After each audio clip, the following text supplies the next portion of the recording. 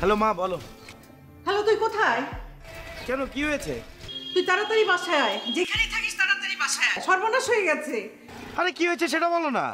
আরে আমার মাথায় কোনো কাজ করছে না, আমি কিছুই বলতে পারছি না। তুই তাড়াতাড়ি বাসায় আয়। আচ্ছা আমি আসছি, কিন্তু কি হয়েছে সেটা তো বলবা। রবিন এটা কি করলো? তুই তাড়াতাড়ি বাসায় আয়। কেন, রবিন কি করেছে? আরে বললাম না তুই তাড়াতাড়ি বাসায় আয়। এত কথা মনে মনে বলা যাবে না। আমি আর ভাবতে পারতেছি না। আমি পাগল হয়ে যাচ্ছি, আমি আর ভাবতে পারতেছি না। তুই বাসায় আয়, তুই এক্ষুনি বাসায় আয়। আচ্ছা ঠিক আছে ঠিক আছে, আমি আসতেছি, রাখো। এই মামা, ঘুরো ঘুরো ঘুরো ঘুরো।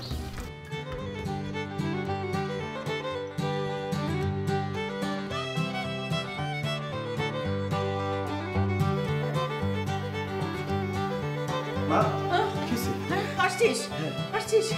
রবিন রবিন এটা কি করলো? সেটা কিভাবে করতে পারলো? আরে কি করছো সেটা বলো। আরে কথা নাই বার্তা নাই, বিয়ে করে বউ নিয়ে হাজির। মা, তুমি এমন ভাবে আমাকে ফোন করে বলতেছিলা, মনে হচ্ছিল যে ও মনে কোনো খুন খারাপি করে ঘরে আসছে। ভয় পাওয়া দিছিল পুরা। আরে কি আশ্চর্য, ছোট ভাই বিয়ে করে বউ নিয়ে হাজির আর আমি স্বাভাবিক থাকবো? আরে তাই বলে তুমি আমাকে ভয় পাওয়া দিবা? এভাবে কথা বলে কেউ ফোনের মধ্যে? এই কোনো কথা শুনতে চাই না। ওর এক্ষুনি বাসা থেকে বের হয়ে যেতে বল। ওর চেহারা আমি দেখতে চাই না। ওর মতো কুলাঙ্গার ছেলে আমার দরকার নাই। আচ্ছা ঠিক আছে, তুমি মাথা ঠান্ডা করো, মাথা ঠান্ডা করো প্লিজ। এই কিভাবে মাথা ঠান্ডা করব? বড় ভাইয়ের বিয়ের খবর নাই, ছোট ভাই বিয়ে করে বউ নিয়ে আসছে। এই সংসারের এই বংশের মান-ইজ্জত থাকলো কোনো? আর আমি কি করবো? ওদেরকে বরণ করে নিব, এটা তুই চাস? আচ্ছা তুমি ঠান্ডা হও প্লিজ, প্লিজ ঠান্ডা হও। বসো, তুমি বসো, বসো। মা, তুমি এরকম রাগারাগি কেন করতেছো মা? বলো, এই যে আমাদের এই সংসারে আমি, রবিন আর তুমি, এই তিনটা মানুষ ছাড়া আর কেউ আছে? হ্যাঁ, তো তুমি নিজেদের মধ্যে এরকম রাগারাগি কেন করবো? ও তো বিয়ে করছে, তো খুন করে নেয়। একটা মেয়েকে ভালোবাসছে, বিয়ে করে ফেলছে। হয়তোবা আমার আগে বিয়ে করে ফেলছে, একটা ভুল করছে, কিন্তু কেন ভুলটা করছে সেটা তো শুনতে হবে। এমন হতে পারে না মেয়েটাকে ভালোবাসছিল, কিন্তু এমন একটা পরিস্থিতি ক্রিয়েট হয়েছে, ওর আর কোনো উপায় ছিল না, ওকে বিয়ে করতে হয়েছে, তাই না? এটা তো আমাদেরকে জানতে হবে। তুমি এরকম রাগারাগি যদি করো তাহলে হবে। এখন তোমার রাগারাগির কারণে তুমি যদি ওকে ঘর থেকে বের করে দাও, ছেলেটা ঘর থেকে বের হয়ে গেল, রাস্তায় ঘুরতে থাকবে, ও যাবে কোথায় বলো? ওর যাওয়ার কোনো জায়গা আছে? তখন কি হবে? হতাশায় ফ্রাস্ট্রেটেড হয়ে ও ট্রাকে নিচে ঝাঁপ দিবে। তখন আমি আমার ছোট ভাই রবিনকে হারাবো, তুমি তোমার সন্তানকে হারাবা। তুমি তো এটাই চাও, এর জন্যই তো রাগারাগি করতেছো। করো, চিৎকার করো, করো, রাগারাগি করো।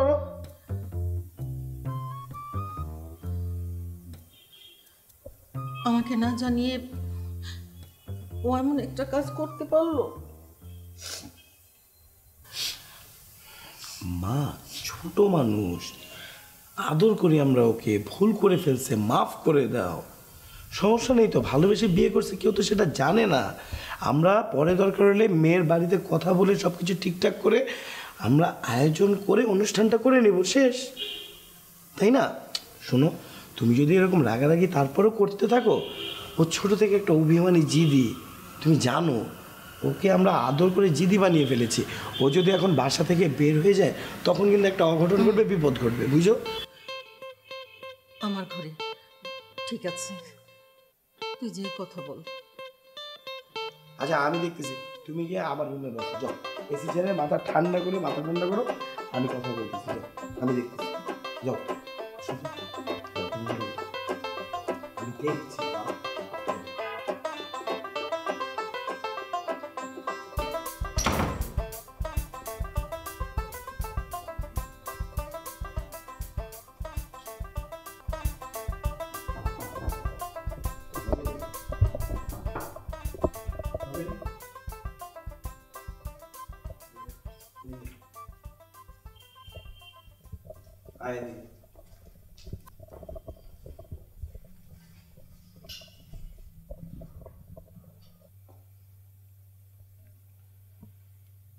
অনেক বড় হয়ে গেছিস,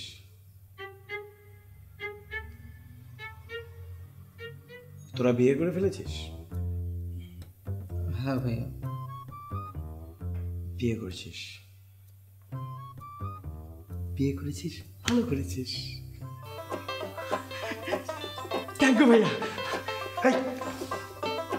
বুঝিস তুমি রাজি হইছো, ভিতরে জানে আসি। মা রেগে আছে এখন, হ্যাঁ? মা মনে কষ্ট পাইছে না? কি করবো ভাইয়া, কোনো উপায় ছিল না। ওকে বাসা থেকে বিয়ের জন্য প্রেশার দিচ্ছিল, ও খুব ভয় পাচ্ছিল, এই জন্য পালিয়ে চলে আসছে। আবার যদি কেউ ধরে নিয়ে যায় কি করবো না বুঝতে পেরে তাড়াহুড়া করে বিয়েটা করে ফেলেছি। আরে বোকা, কোনো ব্যাপার না, তুই আমার ভাই, ভালোবেসে বিয়ে করেছিস, এটা তো খুশির খবর। তুই জাস্ট মাকে জানালে পারতি, মা তাহলে কষ্ট পেত না। ভাইয়া তুমি মাকে একটু ম্যানেজ করো না প্লিজ। আরে পাগল, তুই এটা নিয়ে কোনো টেনশনই করিস না, মা অলরেডি ঠান্ডা হয়ে গেছে। এখন গিয়ে তোর বউর সাথে একটু কথা বলবো, কথা বলে মাকে গিয়ে বলবো, মা তুমি কোনো টেনশনই করো না, মেয়ে তো খুব ভালো, ফ্যামিলিও খুব ভালো, দেখবি মা পটে গেছে। তোদের রিলেশন কতদিনের? 1 বছর। 1 বছর ধরে রিলেশন ফাসিল, তুই আমাকে কিছু জানাস নেই কেন? সাহস পাইনি, তুমি যদি রাগ করো। রাগ করবো কেন, বোকা নাকি? ভালোবেসে বিয়ে করেছিস, ভালোবাসা তো আর অপরাধ না, অন্যায় না, তাই না? বিয়ে করে ফেলেছিস, এটা তো হ্যাপি থিং। আর তুই কোনো টেনশন করিস না, আমি আছি, মাকে আমি বোঝাবো, ঠিক আছে? চল এখন তোর ওয়াইফের সাথে গিয়ে একটু কথা বলে আসি।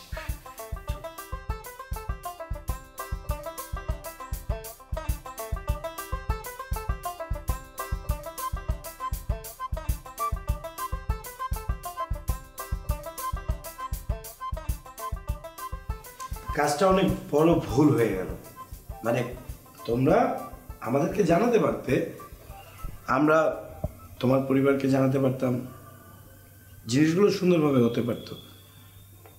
কিন্তু এখন যেটা ঘটলো, এখন যদি তোমার ফ্যামিলি মামলা মোকদ্দমা করে তাহলে তো একটা বিপদ হয়ে যাবে। বাবা মা আমাকে অন্যখানে বিয়ে দিতে যাচ্ছে, তারা কিছুতেই এখানে রাজি হতো না, তাই পালানো ছাড়া আমাদের আর কোনো উপায় ছিল না। তারা জানে যে আমি রাজি না, সো কোনো মামলা হবে না।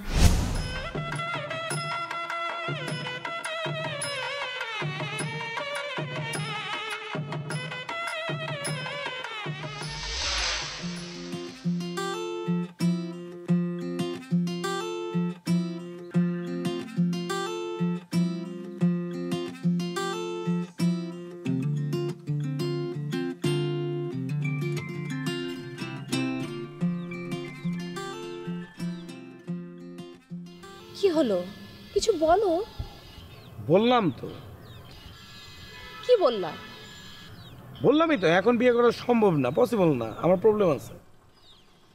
তোমাকে আমি যখনই বিয়ের কথা বলি তখনই বলো আমার এখন বিয়ে করা সম্ভব না, আমার প্রবলেম আছে। তো তোমার প্রবলেমটা কি, আমি তো সেটাই জানতে চাচ্ছি। আছে, প্রবলেম আছে, তা না হলে তো আমি বলতেছি না, এটা পারিবারিক বিষয়। তোমার পারিবারিক প্রবলেম আমি জানতে পারি না? আরে তুমি বিয়ের জন্য এরকম তাড়াহুড়ো করতেছো কেন বলো তো আমার জানা, আমি বুঝতেই পারলাম না। সরকার বিয়ের জন্য সর্বনিম্ন বয়স নির্ধারণ করে দিয়েছে, কিন্তু সর্বোচ্চ বয়সটা নির্ধারণ করে দেয় নাই। বিষয়টা তো এমন না যে এই বয়সের পর আর বিয়ে করা যাবে না, তাই না? এটা কেমন কথা ইমন? আমার ফ্যামিলি অলরেডি আমার জন্য পাত্র দেখা শুরু করেছে, ভালো পাত্র পেলেই তারা যে কোনো সময় আমার বিয়ে দিয়ে দিতে পারে। হ্যাঁ, দিয়ে ফেলে করে ফেলো। আমি এখন পারবো না, আমার পক্ষে বিয়ে করা পসিবল না, শেষ। কি বললা ইমন?